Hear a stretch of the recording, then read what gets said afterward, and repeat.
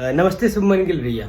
देखा ताली champions trophy हाल है, बड़ा रन बनावत ताला हो, लेकिन जब से आईपीएल बा शुरू भइल बा एमे काहे रन नहीं बनावत हो। देखा ऊ हमन के रहल के दिहाड़ी पे, अगर मान ले डेढ़िया मार ले तो 1.5 दिन का मजूरी मिले, और ज्यादा रन बनावल ले तो 2 दिन का मजूरी मिले।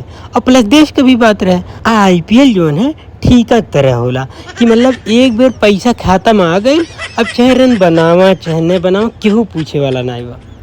अच्छा ये सुनिए कि कोनो लड़की उड़की चक्कर में पड़ा था, सुन लिए ना ते रन नहीं बना पावा था। के कहला है हो, तू एक बार खाली वो पहुना खम्मे नमुआ भर बता दे, इसके घिन्नन घिन्नन गारी देव ना कि सातों पुस्तवा नहीं सुन ले हुई उनके। अरे भैया गाड़ी ओरी सही बात ना है, ना दे गाड़ी ओरी। देखा कीरा हम दिल के आदमी हैं हीरा, हम वैसे ना गरी आइला, जो हमरे गुस्सा हो तब गरी आइला। अच्छा लास्ट सवाल, भूसा उसा धरा गेल कि ना हो? हमरे भैंस ना बाटिन तब मामा किए दे डाले।